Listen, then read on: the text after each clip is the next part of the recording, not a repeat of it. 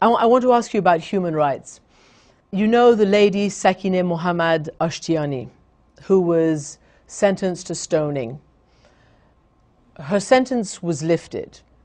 What do you personally think of stoning? Do you think that's an appropriate sentence for anybody in today's modern Iran? Why do you think that the issue of one lady in a village in Iran called Miss Mohammadi should suddenly become such a big issue for American officials? I'm surprised that you don't think that it's likely to be a big issue. And it's not just American officials, it's all over the world. It was international. Allow me. I want to know what your view is on stoning. Do you think it's appropriate and fitting for a modern country and a want-to-be nuclear power? Why don't you finish your statements and then allow me to speak? I'm asking your opinion.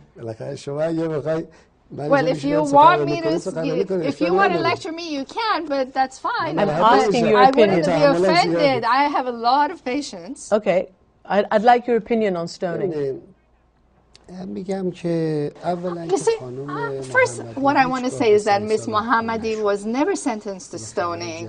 This was news that was produced and incorrect, and regrettably, U.S. media was infected by U.S. politicians to make a piece of news out of this. But the Iranian government lifted the sentence.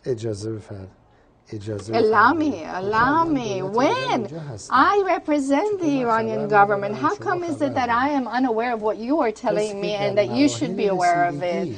This is an issue that is being considered. It's still being processed. Given that there was no sentence of stoning issued in the first place, this was a news that was made up. The propaganda behind it was big, and then those same murderers of people become supporters of human rights.